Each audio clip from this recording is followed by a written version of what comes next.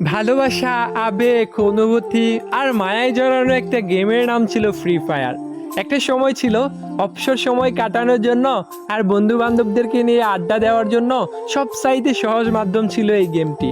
তবে কেন জানি এখন আর এই গেমটাকেই আর ভাল লাগে না। এখন কেন জানি গেমিং উইথ তালহা আর ফোরেক্স তাহমিদ ভাইয়ের ফানি ভিডিও দেখে আর হাসা হয় না। 2F লোল গেমারের ইমোশনাল ভিডিও দেখেও আর কান্না করা হয় না। যে আজকে সাব্বির বসটাকে সবাই কপি করতো, এখন বাংলাদেশের ফ্রি ফায়ার খেলোয়াড়রা আজকে সাব্বির বসকে চিনেই না। রক্সম্যান gaming, Jewel the noob gamer, তারা আর আগের মতো ফ্রি ফায়ারের আননোন ফ্যাক্টস খুঁজে পায় না। ফ্রি ফায়ার কমিউনিটি নিয়ে এখন আর সাদিকুল ভাই আগের মতো রোস্টিং করে না। প্রো রুবেল আর বটলা নাহিদও আর এখন একসাথে গেম খেলে না। যেই নাইম আলম ভাইকে পুরো বিশ্বের মানুষে চিনত MP40 লিজেন্ড হিসেবে, সেই নাইম আলম ভাইকে এখন আর গেমে দেখা যায় না।